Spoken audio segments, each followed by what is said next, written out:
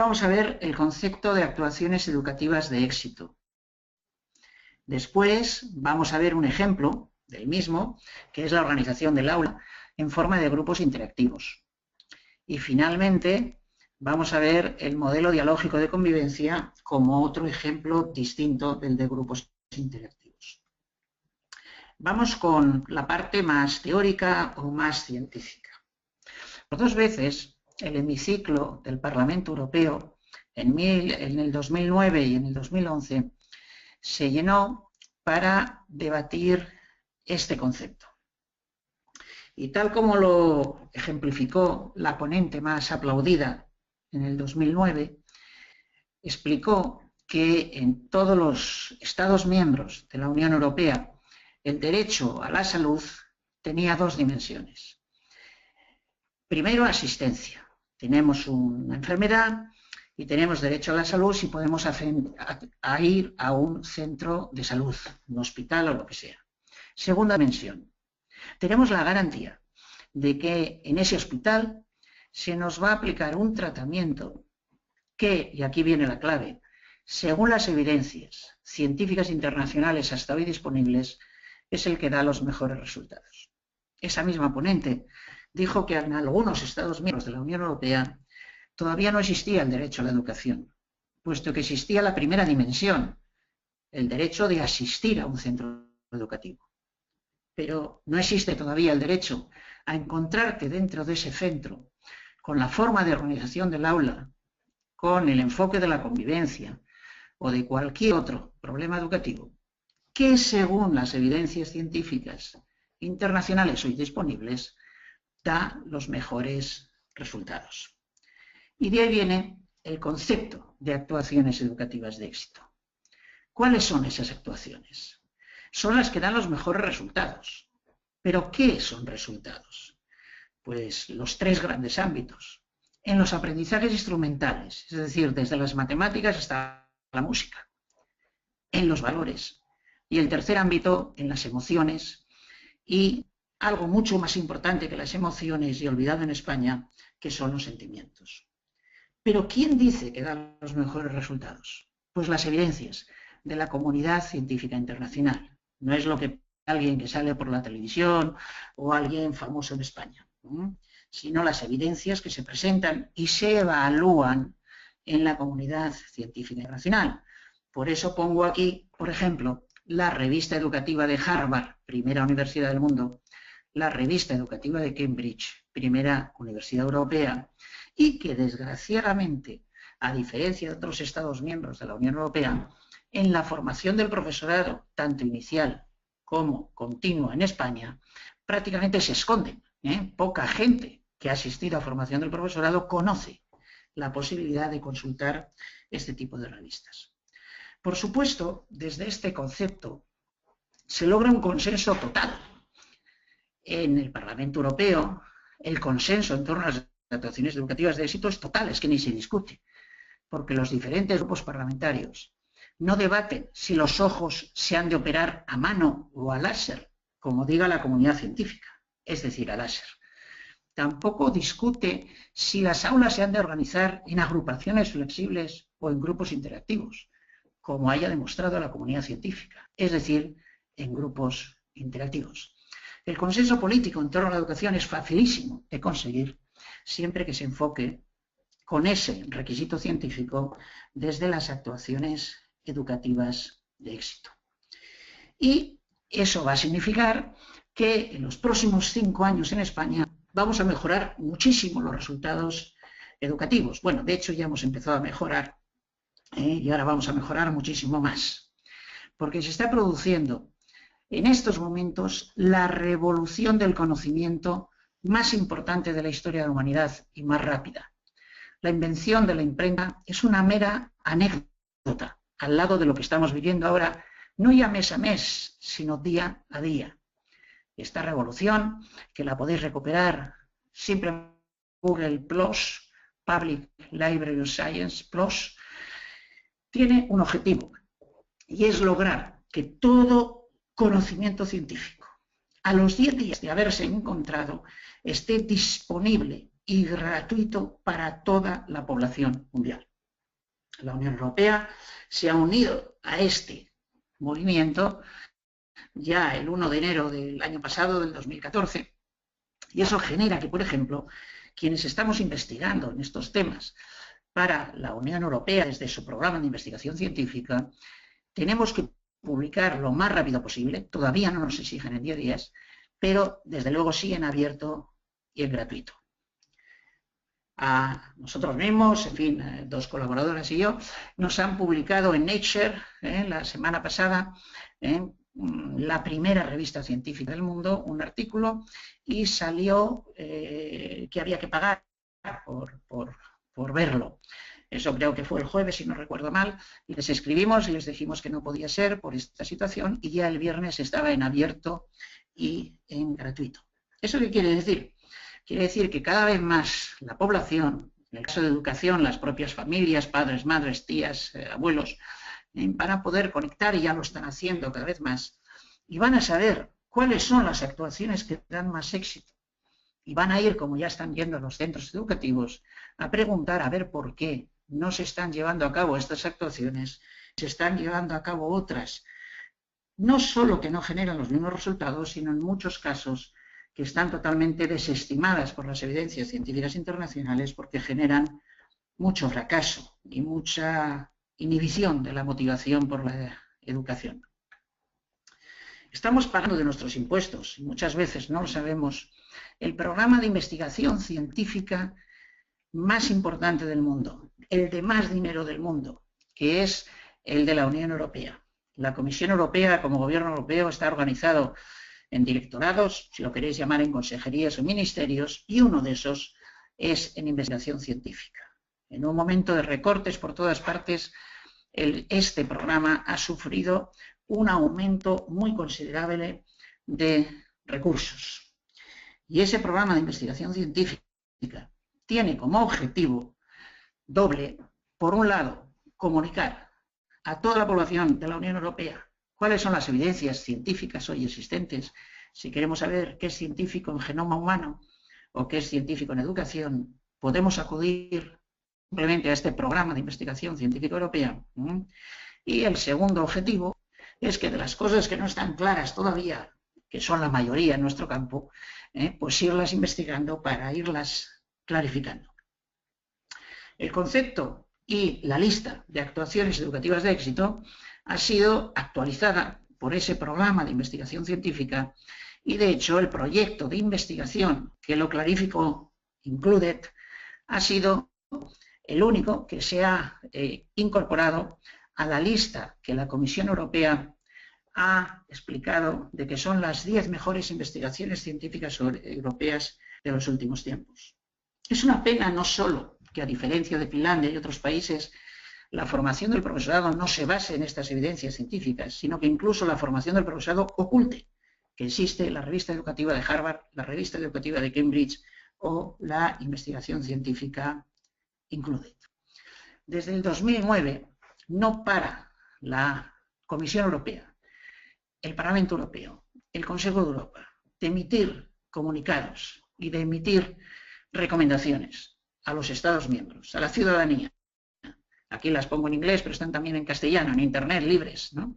De que apliquen e implementen las actuaciones educativas de éxito, porque consideran que el derecho de los niños y niñas, de los chicos y chicas, supone encontrar en todos los centros educativos disponibles estas actuaciones que son las que dan los mejores resultados.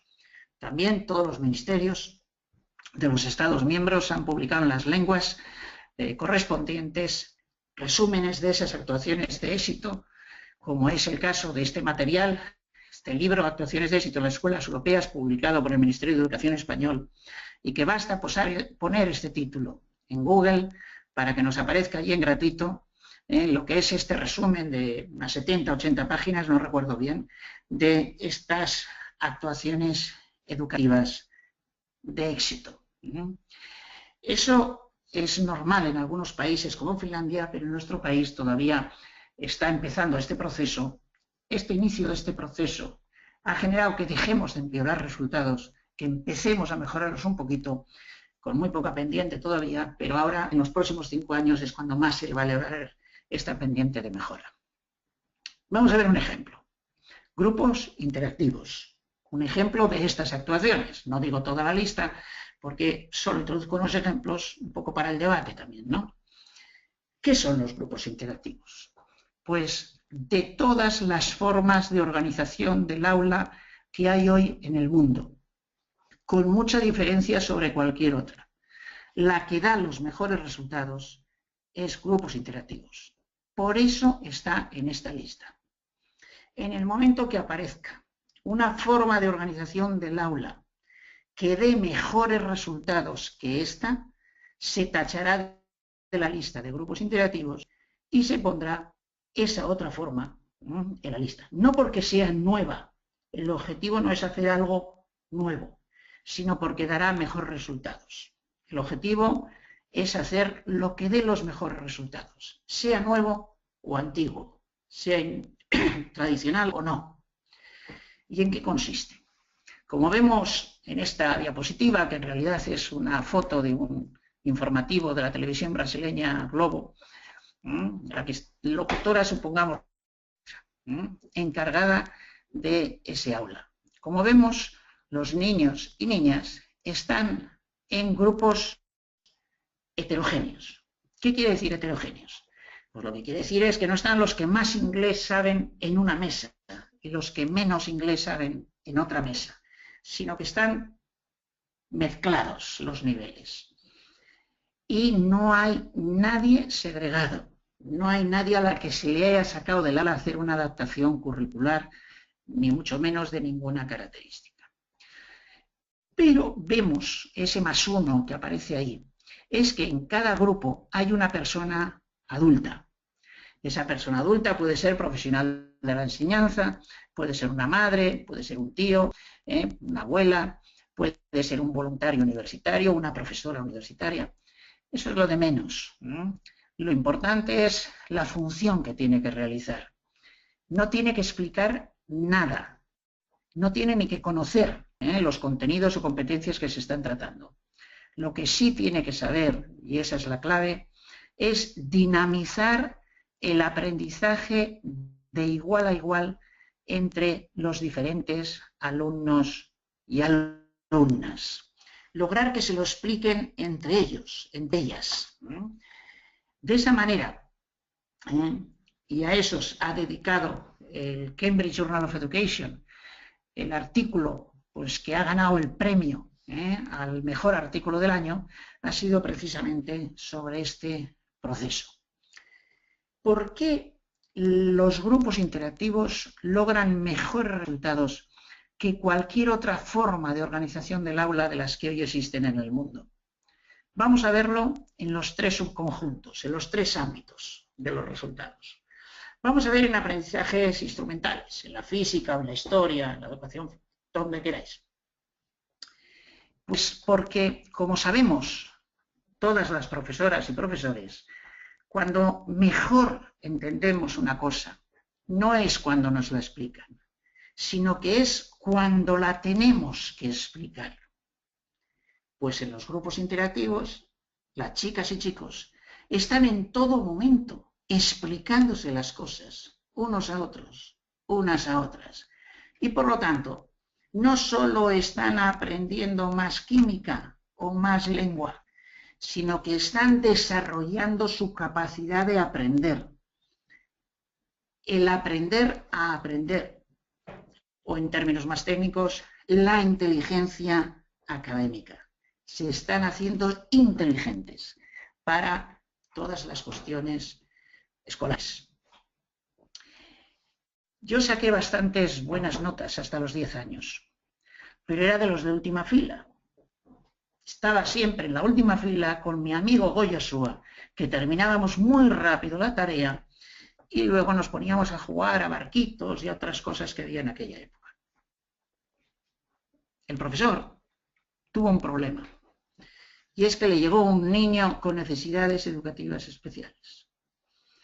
Y como no tenía nadie para sacarle del aula, pensó y dijo una frase que se decía mucho entonces: mataré 2 pájaros de un tiro.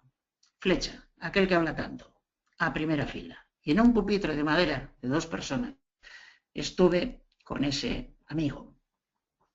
A partir de ese momento, en lugar de, cuando terminaba rápido la tarea, ponerme a jugar a una cosa muy fácil, que es barquitos, y si es fácil no desarrolla la inteligencia, tenía que esforzarme muchísimo en explicársela a otro alumno que tenía muchas dificultades.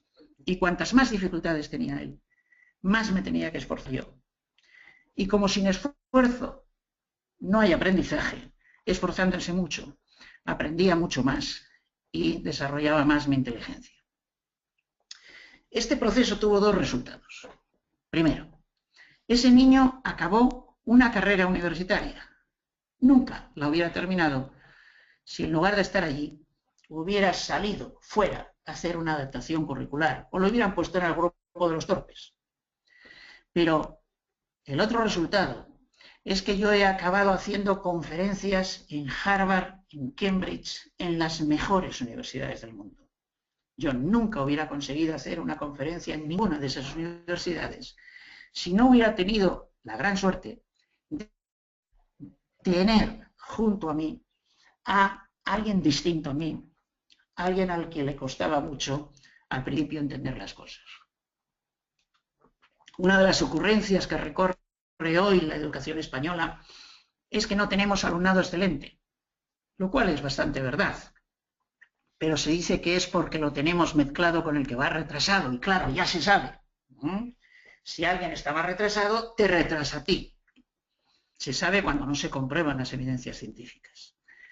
Si no tenemos alumnado excelente, es porque tenemos un sistema educativo totalmente segregado, donde vamos separando a los diferentes en lugar de juntarles. Y por eso les estamos quitando a esos chicos y chicas que podrían llegar a ser excelentes el recurso educativo para poder serlo. Y el principal recurso para el aprendizaje es el conjunto de compañeros y compañeras. Y ese no lo puede recortar nadie. Ese, si se utiliza bien, se logra excelencia en todo el alumnado. Y si no se utiliza ese recurso de la diversidad, no se logra que sea excelente nadie. Claro que llamamos a veces excelentes a alumnado que tiene un nivel inferior a la media de según qué países, ¿no? Y cuando yo me estoy refiriendo a excelencia, me estoy refiriendo a nivel mundial.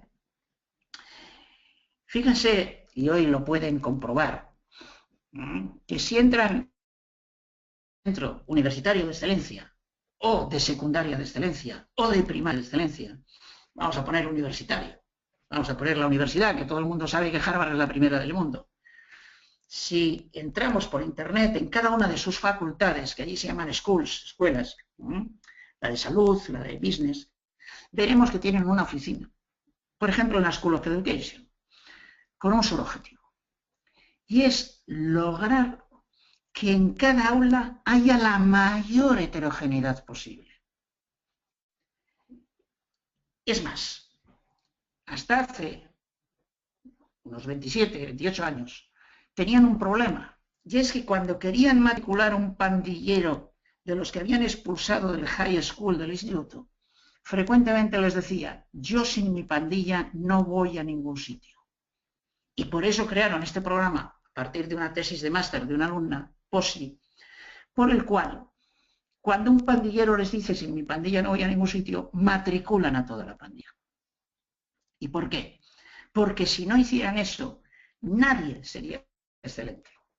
Como dicen y escriben en Harvard, todo grupo humano del futuro, por ejemplo, toda empresa, va a tener trabajadores y trabajadoras de todo tipo, de muy diferentes orígenes sociales, de muy diferentes lenguas, de muy diferentes culturas, orígenes sociales,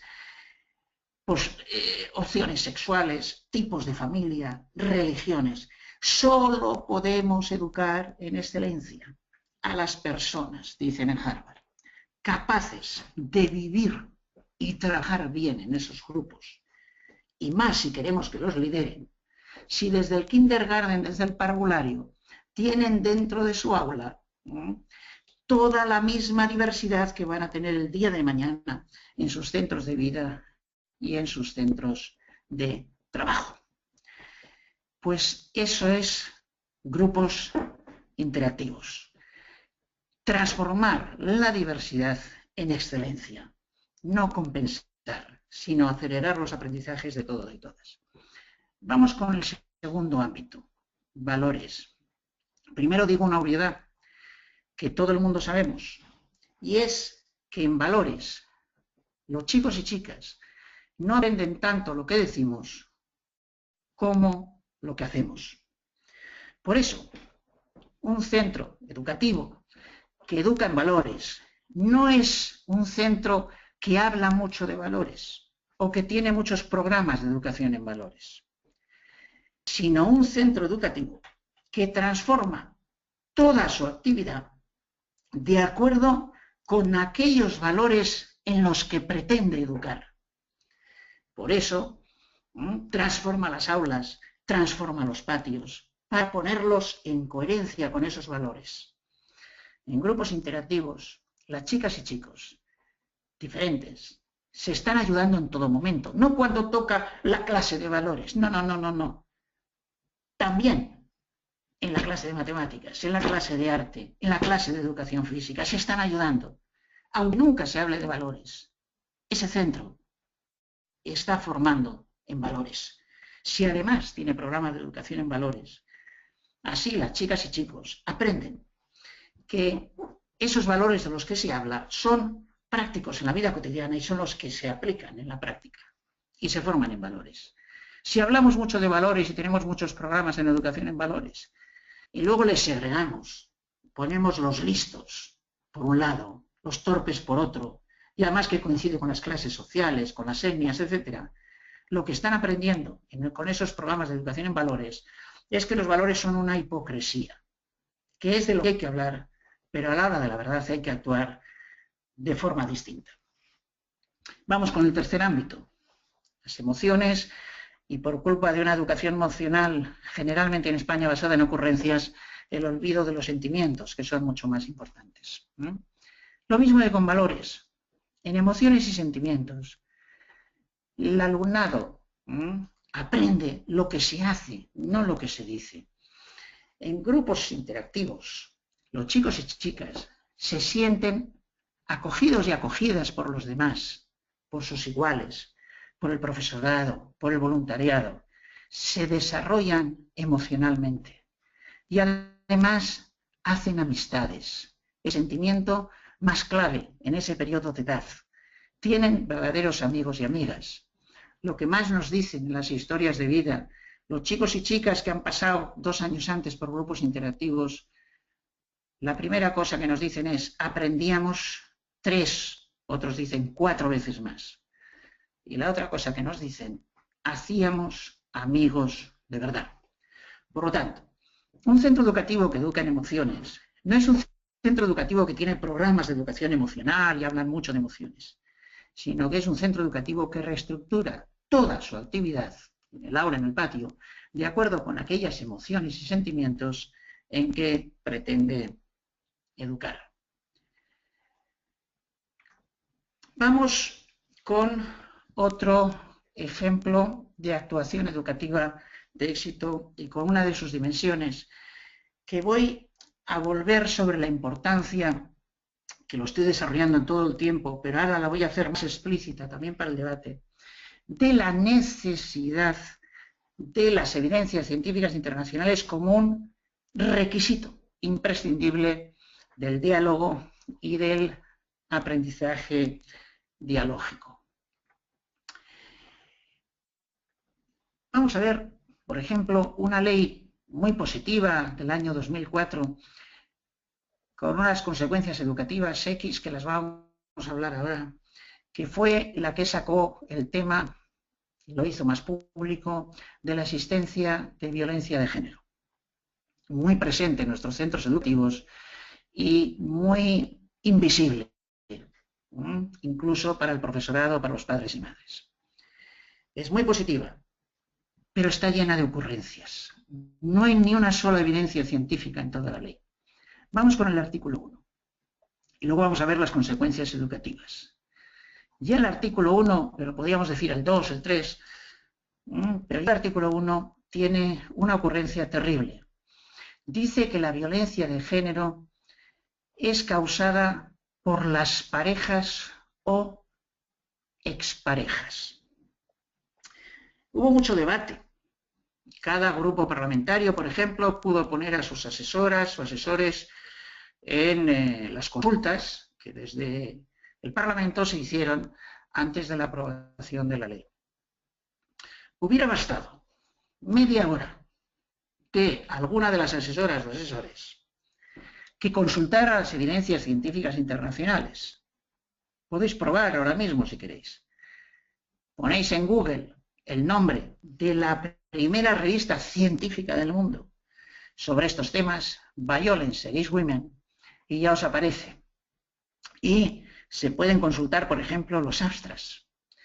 Y se ve que está llena, por ejemplo, de artículos que hablan de la date violence, la violencia de las relaciones esporádicas.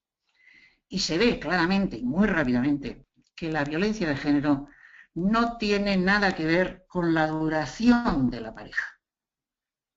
Es decir, que hay violencia de género en parejas que llevan 60 años de pareja y también hay parejas que llevan 60 años juntas y que no es nada de violencia de género. Existen relaciones que duran una hora, por lo tanto no hay pareja, y que son violentas, y relaciones que duran una hora y no son violentas. Vincular la violencia de género a la duración de una relación es tremendo y es una ocurrencia tremenda por no incluir las evidencias científicas dentro del diálogo y que además tiene unas consecuencias de todo tipo, pero por ejemplo educativas, nefastas. Vamos a ver algunas de las consecuencias judiciales. Estos dos casos que estáis viendo ahí, vamos a ver el segundo, el más famoso. Se puede decir el nombre porque además hay una película sobre ella. Nagore. Estos dos casos que estáis viendo y muchos otros que ocurren constantemente no son violencia de género en España. ¿Por qué? Porque lo dice la ley. La ley dice que no lo son. La ley dice que no eran pareja o expareja, que era un ligue esporádico y por lo tanto no son conceptuadas como violencia de género estos asesinatos. ¿Quién tiene la culpa? ¿Los jueces o juezas que lo juzgan? No, están aplicando la ley. ¿Quién tiene la culpa? ¿Los grupos políticos que hicieron la ley? No.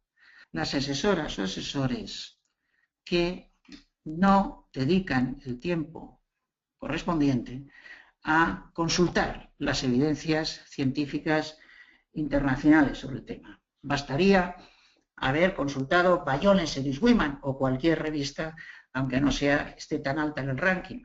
O el feminismo internacional, Judith Butler, por ejemplo, la principal autora de género del mundo, más citada, o aquellas feministas españolas que son muy reconocidas en el mundo, Lidia Puigvert, por ejemplo, que está en estos momentos con un contrato top en el Instituto de Criminología, que es la meca de la criminología de Cambridge, pues asesorando sobre estos temas para deshacer ese error que en otras leyes posteriores que se están haciendo ya se está, digamos, resolviendo. Vamos a ver algunas de las consecuencias educativas de no tener en cuenta las evidencias científicas internacionales para nuestra convivencia. Claro, si aceptamos el error de que la violencia de género la causa la pareja o expareja, pues no es un problema del periodo 0-18 años, sino de cuando ya hacen parejas estables y se separan, etcétera, etcétera. Y en todo caso les hemos de preparar para esa vida futura en la que van a correr peligro de esto, ¿no? Primer error. La violencia de género se aprende desde edades cada vez más tempranas en nuestros centros educativos. Segundo error. Si la violencia de género es de la pareja o expareja, ¿Cómo podemos lograr que las chicas que tienen 14 años no tengan violencia de género? Muy fácil, que no tengan pareja. Puesto que solo si tienes pareja tienes violencia de género, se evita que tengan pareja. ¿Y qué tenemos que hacer para que no tengan pareja? Pues que no se enamoren. Y por lo tanto acabamos echando la culpa al amor romántico. Y a los cuentos de amor romántico acabamos diciendo en España, sin ninguna, contrariamente a las evidencias científicas internacionales, que es la que genera el problema. Y por lo tanto hay programas de lucha contra el amor romántico. Bueno, pues es al revés. Según las evidencias científicas internacionales, el amor ideal no solo no contiene violencia de género, contiene otros problemas, pero no violencia de género, no solo no lo provoca, sino que lo previene la violencia de género. Y no solo eso, sino que el ataque al amor romántico fomenta y hace crecer muchísimo la violencia de género. En España hay muchísimos trabajos universitarios, por ejemplo, en los ámbitos de formación del profesorado y en otros, atacando los cuentos de amor romántico como causantes de la violencia de género. Y sin embargo, no hay trabajos prácticamente sobre, aparte de 50 sombras de Grey, sobre perfume. El perfume es la historia elevada a nivel de héroe y de artista de un asesino en serie de mujeres.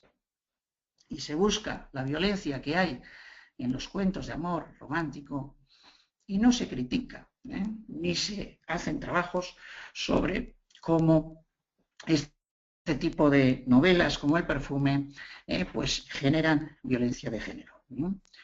O en película, aunque son libros casi nadie los ha leído, las películas, y especialmente la primera, que más violencia de género está creando desde hace años ya en las chicas y chicos de 14, 16 años, etcétera, sobre todo de clase media o de clase media alta, que es 3 metros sobre el cielo. Esta película, libro, ha generado desde que salió, por ejemplo, en el colegio que se grabó, un colegio de clase alta, privado de clase alta, pues ese colegio y en otros, pues cuando vieron la película, las chicas de 14 y 15 años, las comunicaciones por internet entre ellas, y también con ellos a veces, como un lema: ¿has tenido ya un 3 metros sobre el cielo o todavía no has tenido un 3 metros sobre el cielo? Como diciendo, es una mojigata que todavía no te has atrevido, y tener un 3 metros sobre el cielo era tener una relación con un motero que pegue a los demás y que te acabe pegando a ti. Pues no hay trabajos prácticamente en las universidades españolas sobre este tipo de cosas, y sin embargo, en esa misma escuela que se grabó, pues se hacen campañas contra el amor romántico, etcétera, etcétera. Según las evidencias científicas internacionales, el problema de la convivencia en los centros escolares tiene como causa fundamental los problemas situados en torno a la violencia de género, en torno a las relaciones.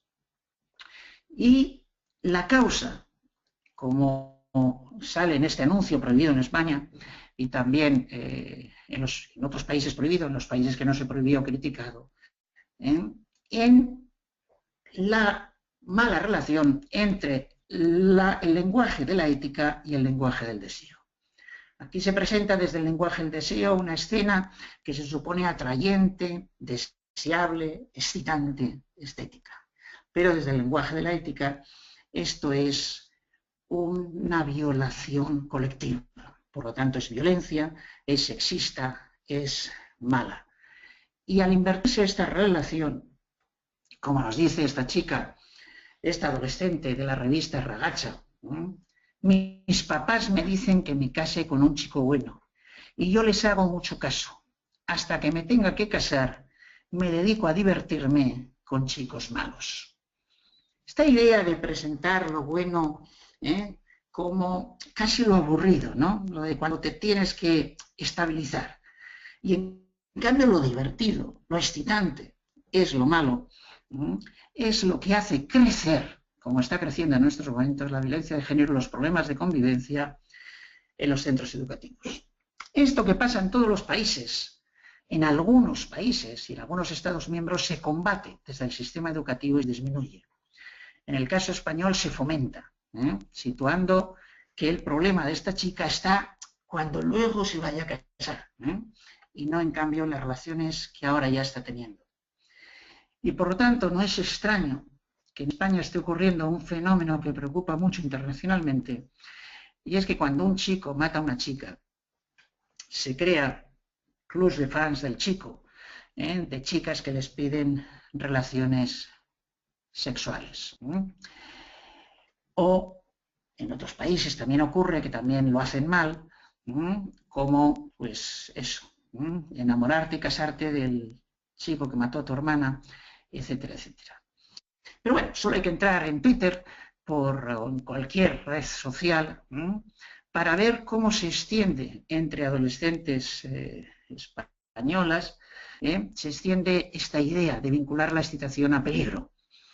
Aunque es público, he quitado los nombres y las fotos de las adolescentes, pero fijaros en el tiempo, los que tenéis Twitter, 39 segundos, 58 segundos, 1 minuto, cómo se extiende y se retuitea esta idea de lo excitante que es el peligro. Sobre esto hay un despiste generalizado. Yo iba a hacer una charla a un instituto y sobre este tema, bueno, una charla larga, varias horas, y me avisan el día anterior que dice el profesorado que eso ocurre en la Costa Brava, pero que no ocurre en ese pueblo. Y entonces, con ayuda de 2 feministas internacionales, pues en solo 1 hora y media por la noche, reconstruyo mi PowerPoint y pongo solo ejemplos de alumnado de ese instituto.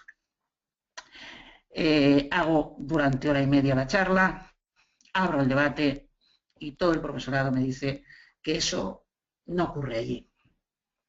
Vuelvo a pasar el PowerPoint, ya poniendo, sí, como eran abiertos, podía ponerlo, los nombres de quien habían dicho los mensajes, y lo que decían que no ocurría allí era todo el 100% mensajes puestos en las redes en abiertos por su propio alumnado.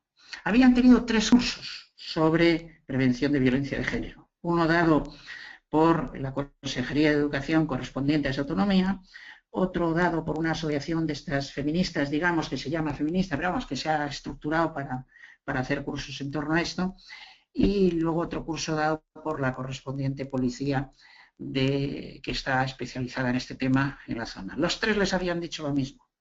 El problema es el amor romántico y hay que combatirlo. Una de las comunicaciones que más les impactó es de 3 chicas de 15 años que luego supieron que eran de su propio instituto, en las cuales se estaban comunicando por internet mientras se preparaban un viernes para salir de marcha, y una les decía a las otras 2, que ya sabéis lo que nos dicen, que no somos princesas, que somos putas, a por ellos. Esas son las que acaban luego muertas o las que acaban en situaciones de más violencia de género, tanto en sus relaciones esporádicas como en las relaciones estables que quizá vayan a establecer más tarde. Todo eso tiene solución. Y hay diferentes programas, y además el programa de convivencia que se está elaborando en estos momentos entre todas las autonomías y el Ministerio de Educación le da una prioridad muy grande a esto. Bueno, está elaborando, prácticamente está acabado, y se basan siempre en el diálogo y en el aprendizaje dialógico, pero con una particularidad, y es que así como el lenguaje de la ética funciona más, no del todo, pero funciona más, a veces de arriba abajo, el lenguaje del deseo nunca funciona de arriba abajo. ¿Qué quiere esto decir? Que estas chicas no comunican lo que les pasa o lo que hacen, ni les influye en su lenguaje del deseo lo que digan sus papás, sus mamás, sus profesores, profesoras, sus mediadores, sino que lo que les digan sus iguales. Eso es lo que genera su deseo o el cambio del lenguaje del deseo.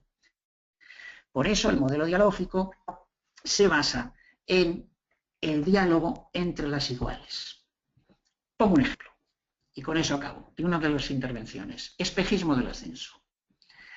En todos los centros educativos de secundaria y en la mayoría de primaria hay ya rankings en Internet, a veces de los chicos, pero sobre todo de las chicas.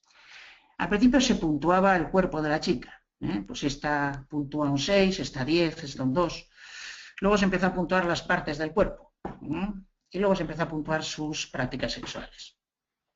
En el momento que aparece un ranking en un centro en Internet, un nuevo ranking, pues al día siguiente todo está revuelto. Y la gente ignorante, que no sabe todo esto, dice, tienen revueltas las feromonas. No tienen nada que ver las feromonas. Tiene que ver con qué ha salido ese ranking. Y uno de los efectos que se produce, de los varios efectos, es el espejismo del ascenso. Lo explico con un caso, al principio, luego me diferencio de él, un caso concreto que acabó en muerte entre dos de segundo de la ESO. La chica puntuaba 6. Entonces, sin saber por qué, en el momento que sale el ranking, de repente deseaba tener un rollo, una historia, con el popular del instituto. ¿Por qué?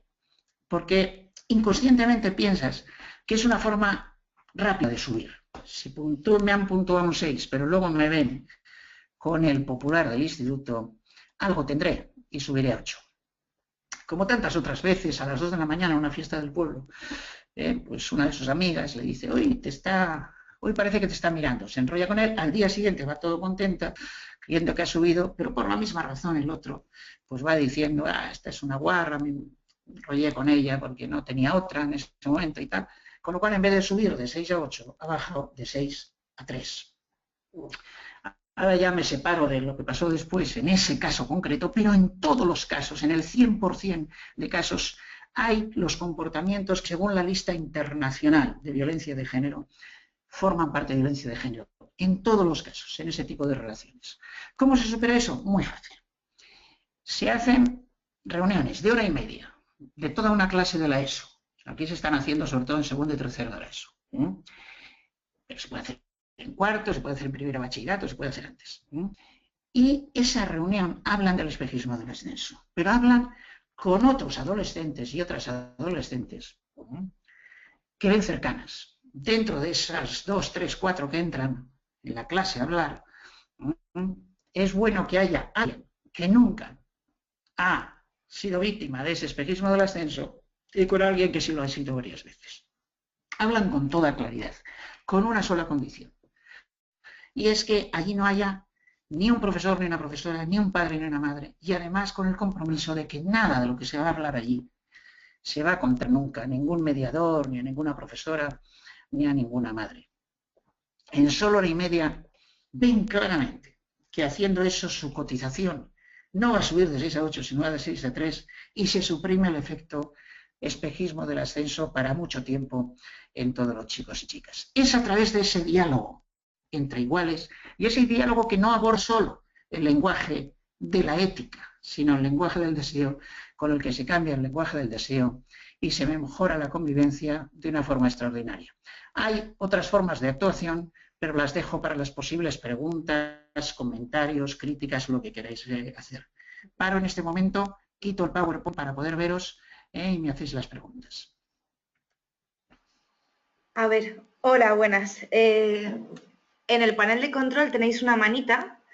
Si levantáis esa manita yo os abro el micro y así ya podéis formularle las preguntas a Ramón. En el momento que queráis, cuando vea las manos, yo os abro el micro. Y si tenéis alguna pregunta y no queréis hablar, también podéis escribirlas. Tenéis un apartado para hacer las preguntas. Como queráis.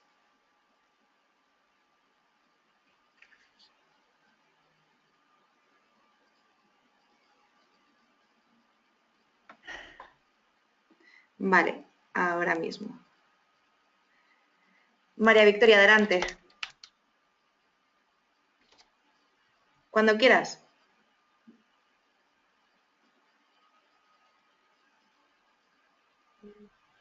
¿Hola?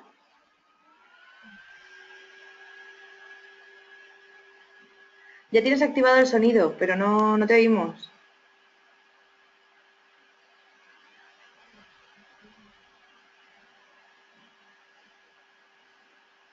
No oigo nada ahora. A ver, un segundo. ¿Tú oyes algo, Ramón? No, aquí no oímos, no. No, está abierto el sonido, pero no se le escucha. Si quieres escribir tu pregunta,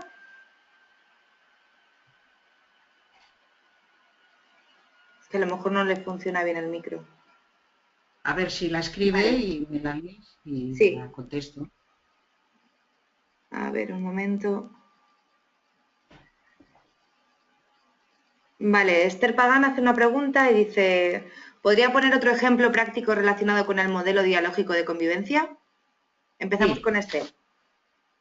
perfecto. Muchas gracias por preguntar. Mira, otro es el Club de los Valientes Violencia Cero. Es decir, en los centros educativos donde dominan los populares, los malotes, se crea un clima en el cual si una niña o un niño no calla ante lo que está pasando, pues se le llama chivato, se le hace entonces el bullying a él, etcétera, ¿no? Esto, todos los programas de convivencia de más éxito del mundo están tratando de movilizarlo. Por ejemplo, uno que se está haciendo mucha propaganda ahora en España es del finlandés Kiva, que se basa precisamente en la movilización de los que hasta entonces habían sido pasivos, ¿no? Este Kiva se basa también en la investigación include que he dicho antes. En España y en otros países se está haciendo el Club de los Valientes, es decir, chicos y chicas que se definen como tales dentro del centro y dicen que quienes explican lo que ha pasado no son chivatos, sino que al contrario, son valientes, no son cobardes. Y estos que al principio normalmente son pocos o pocas, ¿no? Hacen de escudo ante cualquier bullying o cualquier agresión de cualquier tipo, verbal o no, a cualquier chico o chica del propio instituto, colegio, escuela, hasta lo menos, ¿no? Porque si todos son escuelas, en inglés es todo school, no hay facultad, colegio, instituto, escuela, de cualquier, digamos, escuela. ¿Qué hacen de escudo? Quiere decir que si hay una agresión, van varios y varias y argumentando, solo argumentando, sin ningún tipo de violencia ni física ni verbal, solo argumentando, le dicen al agresor que están en desacuerdo con lo que han hecho, que no lo van a volver a permitir y que además es ridículo, con lo cual ese agresor, que normalmente eleva la cotización según agrede en la mayoría de centros, es el que luego tiene más éxito, es el matón, es el tal, en este caso queda totalmente ridiculizado y cambia. Los clubes de los valientes enseguida llegan a toda la población y enseguida todo el alumnado se hace, digamos, valiente.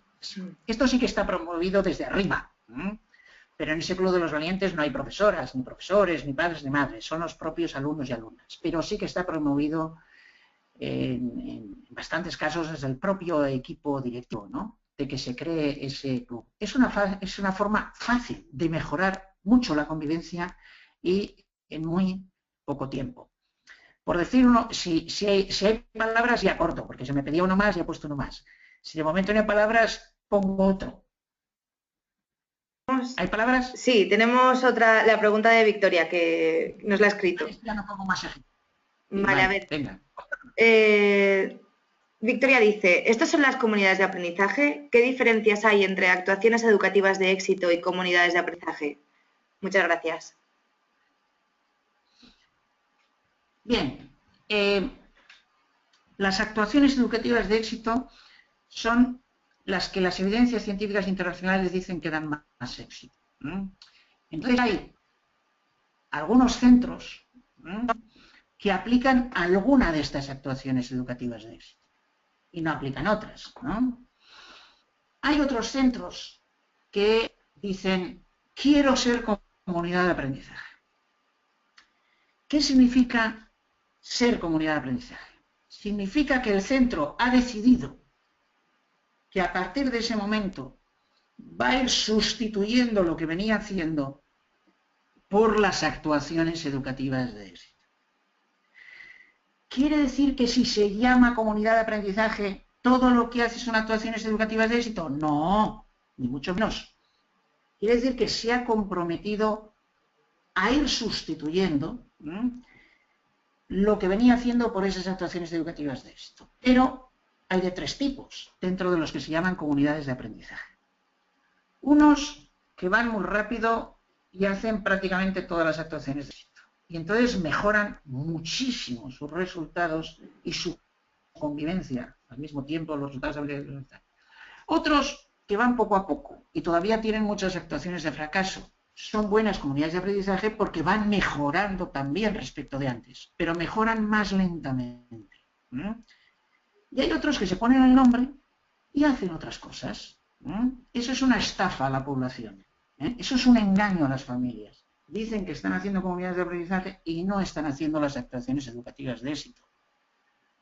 O ponen el nombre de una actuación educativa de éxito, que hoy no he explicado, como tertulias literarias dialógicas, y luego lo hacen, y hay algunos ponentes famosos, que lo hacen con libros que no son las mejores creaciones literarias de la humanidad, ¿no? Hay de los tres tipos, pero hay muchos centros que no son comunidad de aprendizaje, ni han decidido serlo, y que en cambio aplican alguna de estas actuaciones educativas de éxito. Vale, Ramón, tenemos una mano levantada. Vamos a escuchar a David. David, ¿hola? Hola, Ramón.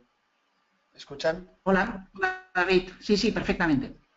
Mira, Ramón, nada, yo simplemente, soy tutor de un grupo de sexto de primaria y en este caso me gustaría saber cómo poder tratar esa sensación que tengo de que muchas de mis alumnas, en especial chicas, consideran lo mismo, ¿no? O nada nocivo, nada perjudicial, programas tipo Gran Hermano, Adán y Eva, Mujeres, Hombres y viceversa, cuando yo considero que quizás sean programas que engendren este tipo pues digamos, de admitir o lo que pueden llegar a ser luego, pues situaciones de violencia de género. ¿De qué manera? Si este modelo de convivencia dialógica puede ayudar o a raíz de qué actuaciones más concretas podría usted comentar. Bueno, primero digo la general y luego te digo en concreto, ¿no? La general es tener claro el centro violencia cero desde los 0 años. Si estás en un centro de primaria probablemente hay alumnado desde los 3 años, ¿no? Pero ya desde antes conviene empezar, ¿no? ¿Qué es eso de que un mordisco en la escuela 03 es una expresión verbal? Es una agresión, que no puede haberla, ¿no? Y lo mismo a partir de los 3, 4, 5, 6 años, ¿no? Entonces, cuando se hace eso como centro, ese modelo dialógico, los problemas de convivencia desaparecen, ¿no? Que pueden ver esos programas o no, pero los ven críticamente, ¿no? Esto es habitual en muchos países. Hace 2 semanas, una niña de una escuela de Inglaterra, bueno, me explicaba, estaba allí en Cambridge y me explicaba cómo en su centro, en su escuela, como la tuya, digamos, pues 3 niños siguieron por la calle a otro. Y uno era español de los 3 y le parecía normal esa práctica, ¿no? Los otros 2 se dejaron llevar por este, ¿no? Pues se hizo una asamblea, toda la escuela, en la cual se explicó que eso era bullying y había ocurrido fuera de la escuela, y se les hizo salir a los 3 a pedir disculpas en público. Eso elimina los problemas de convivencia. Pero al mismo tiempo hay un profesorado que da ejemplo. En España tenemos profesorado incluso, que es poco consciente, y si les mira su Twitter, pues están, por ejemplo, siguiendo a cuentas creadas anónimamente para hacer ciberacoso del que se llama acoso sexual de segundo orden, ¿no? Contra quienes, como yo, somos valientes y defendemos a las víctimas también, por ejemplo, en el sitio universitario. Están dando un ejemplo terrible. Bueno, eso es lo que hay que hacer.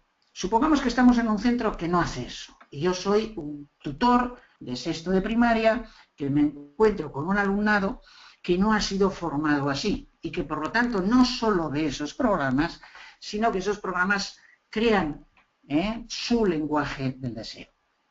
Pues una de las cosas que hacemos, pero no es la útil, hay que hacerla, es criticar esos programas y quizá pues intentar que no los vean, pero no lo vamos a conseguir porque desde arriba no cambiamos el lenguaje del deseo, tampoco cambiamos el deseo de los programas que quieren ver y mucho menos de los niños y niñas con los que se quieren relacionar.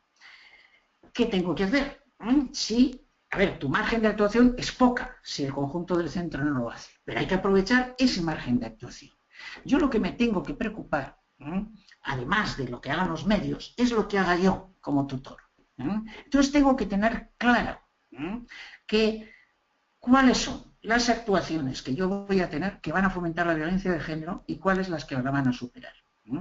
Por ejemplo, no consentir que nadie venga allí, por mucho especialista que se considere en el tema, a criticar el amor ideal, a criticar que esos niños y niñas, si quieren, se puedan enamorar.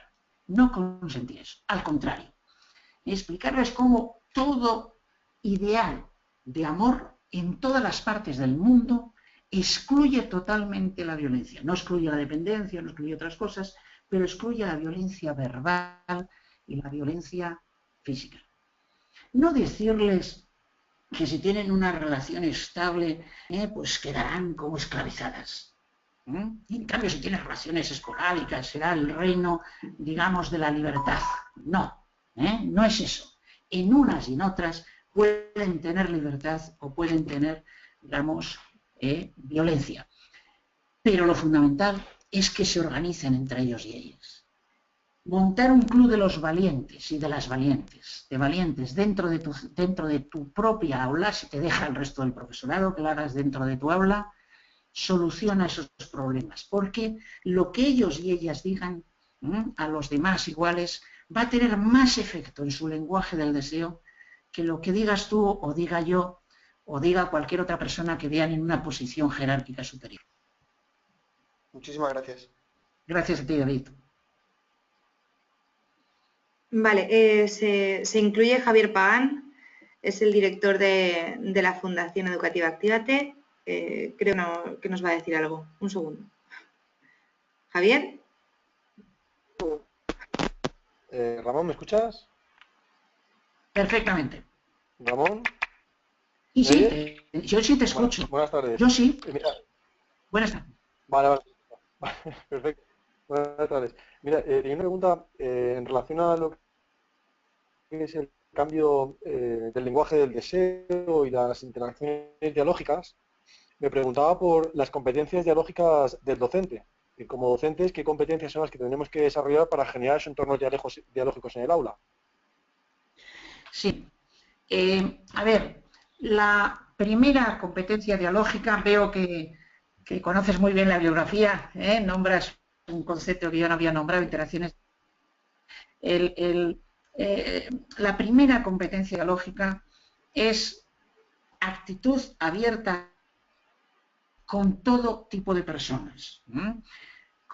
El diálogo no es una cosa para hacer en el aula solo entre alumnado, es un diálogo de toda la comunidad, con las familias, es un diálogo también por internet, es decir, tener una actitud abierta y no lo que has dicho de interacciones dialógicas, lo digo en otras palabras para la gente que no conozca este término, pero no basarse en quién habla, si tiene título universitario o es una abuela analfabeta, esto es lo de menos, no basarse en la postura jerárquica, sino basarse en los argumentos que aporta el diálogo, las evidencias que aporta ese diálogo, y da igual, vengan de donde vengan. Estamos en un país, o en unos países de Europa del Sur que no estamos acostumbrados a eso, ¿no? Pero esa es la principal competencia dialógica. Segunda que tiene que tener un profesor o profesora. A ese diálogo, un padre que es taxista se pasa 8 o 10 horas al día en el taxi y tiene que saber pues de taxi. Nosotros y nosotras somos profesionales de la educación. Tenemos que saber las evidencias científicas internacionales de educación para aportarlas a ese diálogo. No es que una taxista no las pueda tener, las puede tener también si consulta las bases de datos, pero no tiene la obligación de tenerlas. Nosotros y nosotras sí. Y para eso es importante que sepamos que las evidencias científicas no se leen en la prensa, no se leen en los documentales de televisión. Se hace un documental en televisión sobre la educación en Finlandia, lo ven 2 millones de personas, dice lo contrario a por qué Finlandia tiene buenos resultados y desgraciadamente hay profesorado que no lo sabe y no lo aclara porque no consulta las bases científicas. Es decir, primera competencia dialógica, como muy bien ya decías en la propia pregunta, interacciones dialógicas, relaciones dialógicas con todo tipo de personas, abierto y abierta al diálogo con todos. Pero sabiendo que en ese diálogo quien está obligado o obligada a aportar las evidencias científicas es el profesional y que sin esas evidencias científicas el diálogo seguramente va a acabar en consenso en torno a lo que ha dicho el periódico más famoso de España el lunes anterior. Muchas gracias, Javier.